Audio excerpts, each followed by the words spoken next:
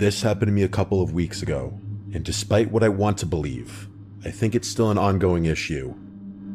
I don't exactly live in the woods, but my house is on the outskirts of what I'd call a nature-filled suburb. Lots of trees, wildlife, and that sort of thing. One side of our house borders what I guess you could call a small woods, though it's more accurate to describe it as a wooded patch, since it's only about a quarter mile from our property to the neighboring road on the other side. That road leads up and connects to another street, and on the other side of that road is this massive body of water that I've always been curious about.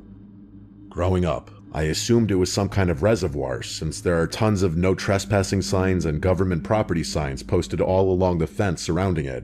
But here's the weird thing. The name of this supposed reservoir isn't listed on Google Maps or Apple Maps, which it definitely would be if it were an actual reservoir. I always found that kind of strange. I've looked it up multiple times over the years and never found any official information on it, but its presence has definitely been an interesting topic of conversation among my siblings and I.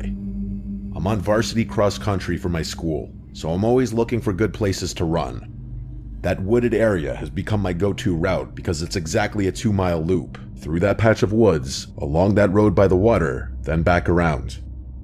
It's way quieter than running in my actual neighborhood, which doesn't have sidewalks and has these twisty roads with terrible visibility where people drive way too fast. The season was fast approaching, so I had recently ramped up my runs. The day everything went down, I could have sworn I heard some rustling behind me as I was making my way back through the woods after my run, but I figured it was probably just an animal. Fast forward to that night. During the summer, I always sleep with my windows open. I love the sounds of nature at night, especially when it rains. And boy, did it rain that night. A few hours after getting back home, a massive thunderstorm erupted out of nowhere. It was glorious. I was lying in bed, listening to the rain and thunder, when I started drifting off. That's when I heard something that definitely wasn't part of the storm. It was soft at first, but it didn't go away.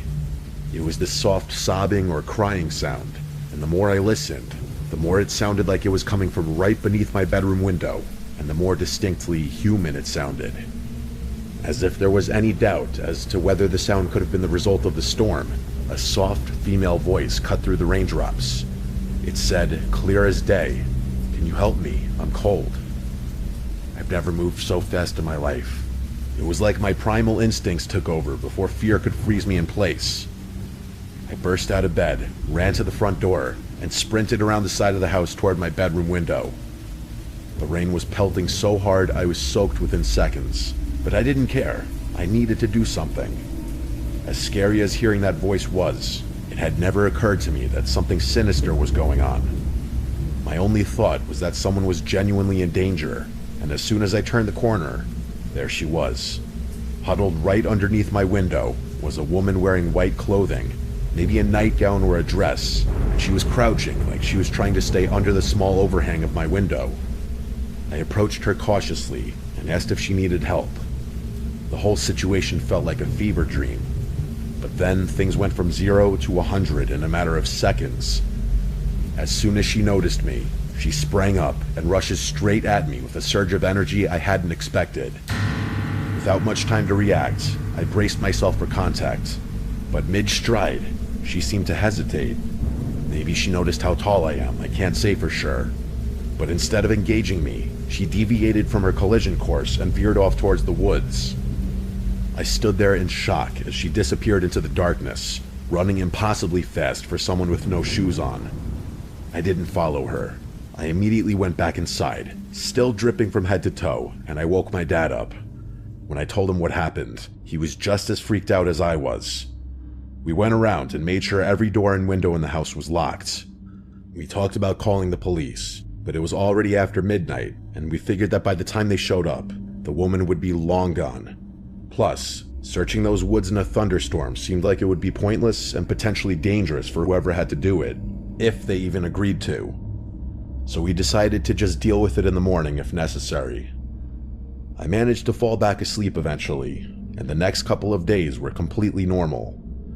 My dad and I chalked the whole thing up to one of two potential explanations: a homeless person looking for shelter, or someone who was mid-mental break. But what happened that night wasn't the end of the ordeal. In fact, it was more like the beginning. Maybe a week after the initial incident, I was going on one of my usual runs. As I was making my way up to the connecting road, I happened to glance through the barbed wire fence at the water. To my surprise, there was actually movement down by the water's edge. I stopped running and looked more closely. There, sitting on the water's edge with her feet dangling in, was a woman. I froze in complete terror. I mean, how was she even there? The fence around that property doesn't have any holes that I've ever seen, and it's topped with barbed wire, not to mention the fact that it's like 10 feet tall to begin with. I must have made some kind of noise. Maybe I gasped or something, because even though I was pretty far away, she suddenly turned her head and looked directly at me. In that moment, there was no doubt in my mind that she was the same woman who had been underneath my bedroom window during that thunderstorm. The moment she saw me, she got up and ran toward the fence with this completely crazed look in her eyes. She pressed her face right against the chain link and just stood there smiling at me, and it was not a normal smile, I'm telling you. I yelled that I was calling the police, hoping that would scare her off, and I guess it did, because as soon as I said that, she turned and dove straight into the water. It was so unsettling and so unnatural that I felt unsafe just standing there. I called 911 immediately and tried to explain the situation. I tried to keep her in sight, but she swam out of view before the police showed up.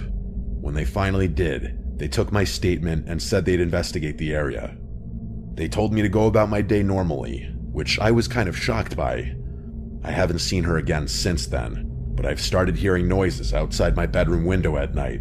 Not crying like the first time, but just general sounds of someone moving out there.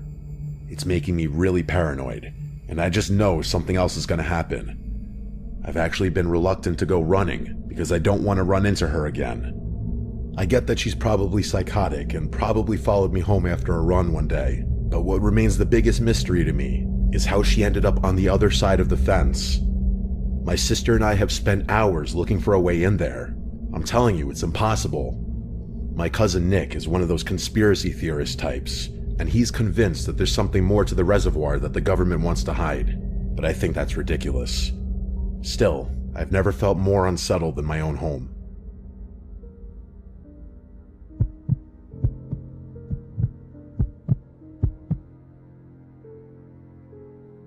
I'll just go ahead and say it. I'm a middle-aged man in a failed marriage. My wife and I fight over everything.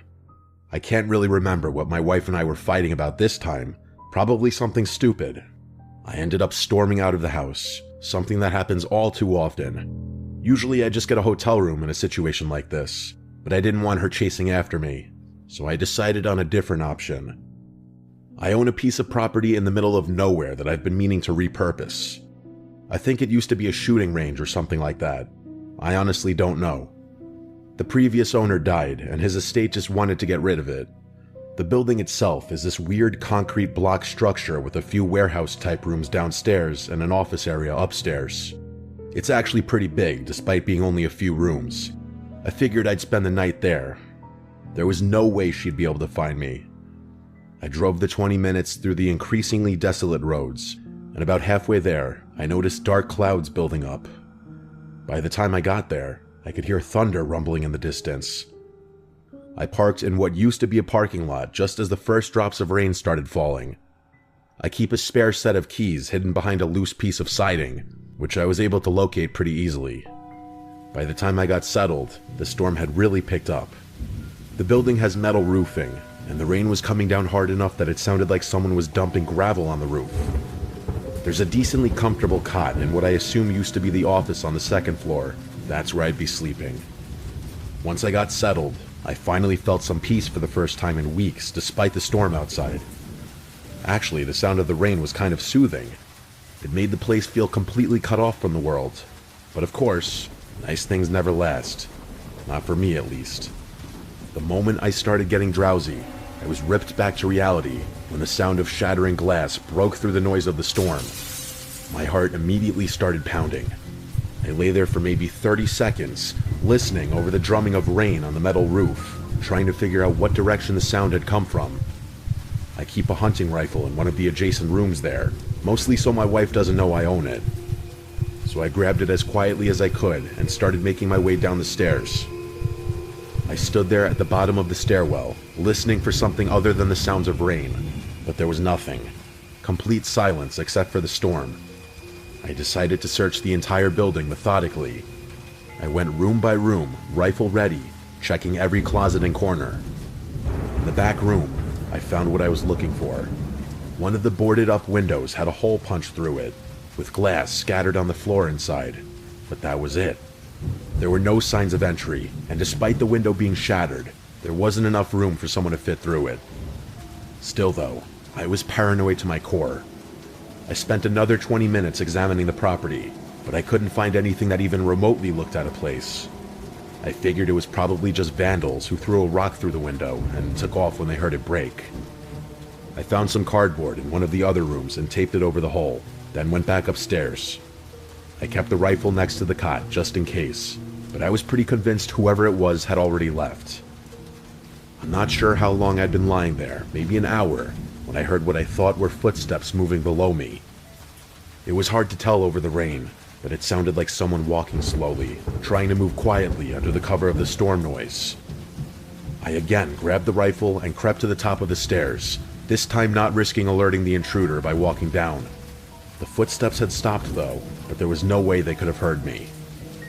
I waited there like a statue for maybe 5 minutes, feeling beads of sweat start forming on my forehead. I ended up searching the place again, but again there was nothing. I started wondering if I was imagining things or if whoever had been there had snuck out before I noticed them. That didn't explain how all the doors were still locked though. This time, I went outside into the pouring rain and searched the perimeter with my phone's flashlight. There were no vehicles nearby or any signs that someone had been there. It was starting to freak me out. Part of me wished I'd find something just to assure myself I wasn't going crazy. I went back upstairs and tried to rationalize what I heard. Between the rain on the metal roof and the general creaking that old buildings do during storms, there were a dozen explanations for sounds that might seem like footsteps.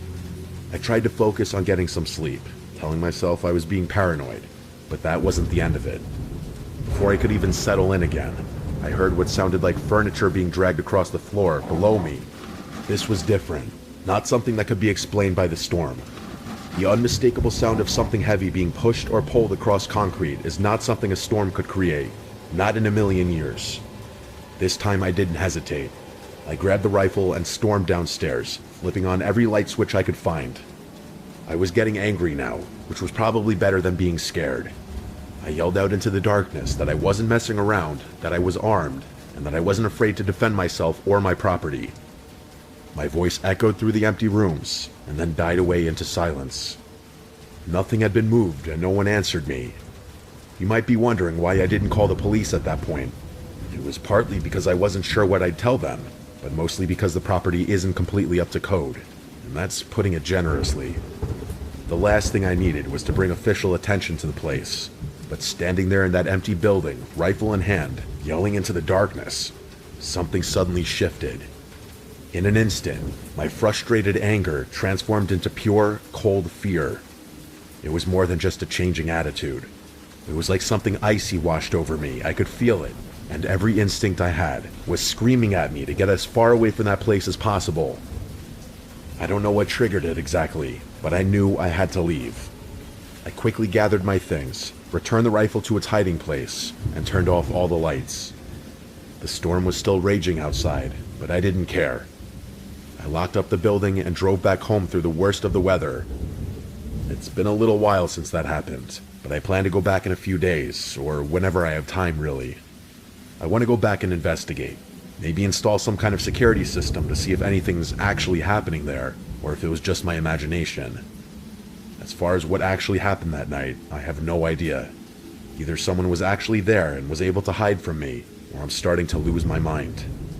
I don't know which is scarier, and I really don't want to think about any kind of third possibility, because that scares me even more.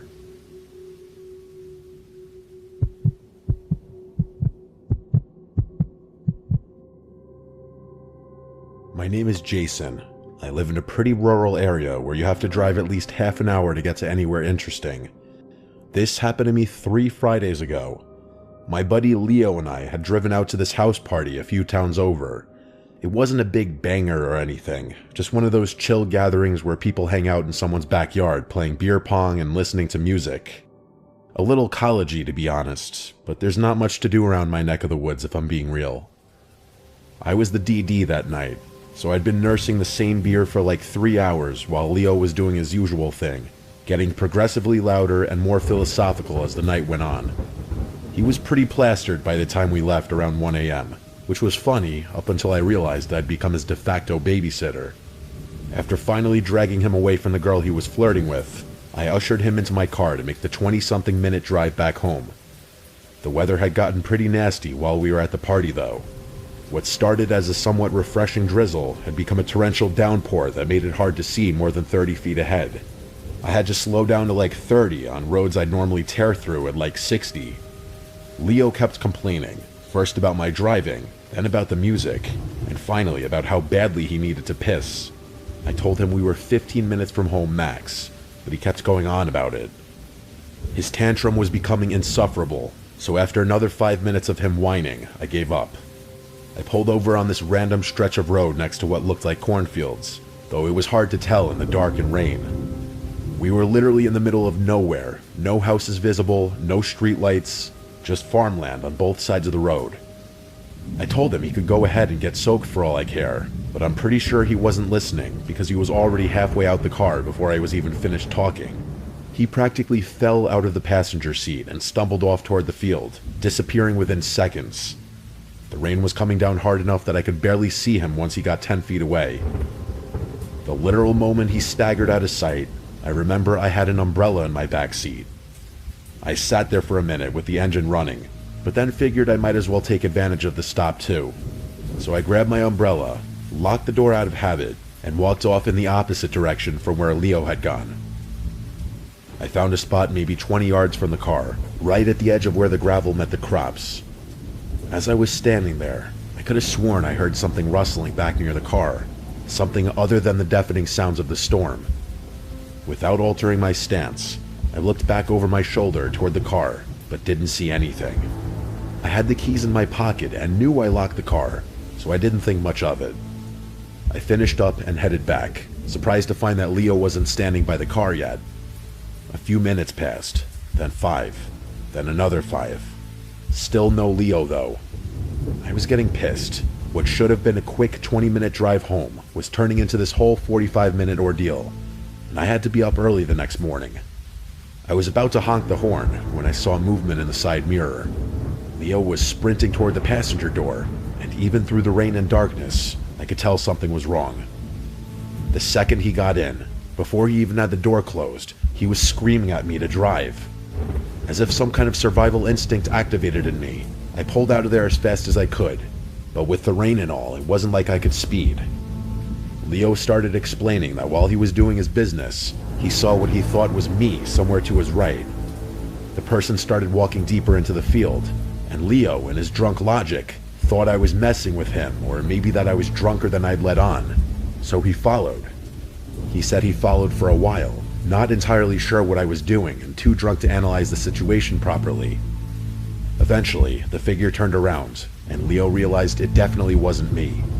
He said he couldn't make out any details in the darkness, but it was clearly someone else. The whole explanation took maybe 30 seconds, but before he could even finish talking, I felt the car start drifting sharply to the right, and then came the unmistakable sound of a flat tire. It was literally a worst-case scenario. Continuing the drive was not an option. The car was pulling way too much. Reluctantly, I pulled over. We were maybe half a mile from where we'd originally stopped. Not close enough for it to be an immediate danger, but not exactly far enough for me to feel comfortable. I snapped at Leo to get out of the car and help me out, since he was responsible for landing us in this mess. But when I walked around the car to inspect the flat, my anger at Leo became fear. Pure fear. There, lodged in the sidewall of my rear passenger tire, was a screwdriver. There was about a 0% chance that it happened coincidentally. Someone had jammed it in there, and with force too, judging from how deep the puncture was. Leo started freaking out, but I snapped at him to get it together. The two of us rushed to change the tire, which was especially nerve-wracking in the pouring rain. I didn't want to think about who had sabotaged my car or why, but with every passing second, my hands got shakier and shakier. I felt like someone was going to catch up to us at any moment. The fear was so sickening, I actually started feeling nauseous, which is something that no nightmare can ever match. I was finishing tightening up the last lug nuts when all of a sudden, a scream rang out from somewhere behind us. It was clearly a woman's scream, which made the situation 10 times scarier since the person Leo claimed to have seen was a man. I threw the tools in the trunk, ditched the tire, and got back in the car as fast as I could. But as I was pulling away, Leo started tugging my arm, saying that we had to go back because someone was in trouble. I told him there was no way I was going back, even though a part of me felt like I was making the wrong decision. Leo called 911 as I drove away, giving the operator our location, or as close as he could figure it. Leo was furious with me the whole ride home, saying someone could be dying back there, but I couldn't bring myself to turn the car around. I was just too afraid. I didn't say much until we were pulling into my driveway, trying to ignore Leo calling me out for being a coward and whatnot. Instead of dropping Leo off, the two of us sat in my driveway to try and make sense of everything. Leo was convinced that the scream came from someone who was being attacked or stalked by the person he'd seen, and he felt guilty that we had just driven away instead of helping. But I wasn't so sure about that theory. If someone was out there doing something sinister to another person, why would they ever draw attention to themselves by puncturing a passing car's tire? To me, that seemed like the last thing you'd want to do if you were trying to hurt someone without being caught. Plus, if there really were a woman in trouble, she would have been able to see our car and headlights when we first pulled over. Why wait until after we had driven off to call for help? It didn't make any sense, and as I was explaining my rationale to Leo, I finally felt that I could vocalize what had, until then, just been a gut feeling telling me to get out of there. The scream must have been part of some kind of trap, like maybe there were multiple people out there. It wasn't out of the realm of possibility. But even that theory doesn't make much sense, which writing this all out is making me realize. Actually, that theory sounds equally as absurd. Who in their right mind would stop their car on that random road at that hour of the night? There's no way someone could have hatched a plot to lure a traveler out of their car there, in the pouring rain no less. Leo and I argued back and forth about it for a while, ultimately agreeing to disagree. I called the police station the next morning to see if they had found anything, but they said their officers had searched the area and found no evidence of anyone being there. Even more strangely, they hadn't found my tire either, which threw yet another wrinkle into things. Although I guess it's possible they just weren't looking in the right place. A few days later, Leo suggested that maybe it was actually the woman, not the man, who had punctured my tire, maybe trying to draw our attention. Why they would do that instead of scream, I have no idea. The whole thing honestly has no explanation that sits right with me, but I really don't want to think about what it would mean if Leo's right. If there really had been someone in trouble out there whose fate I sealed by driving away.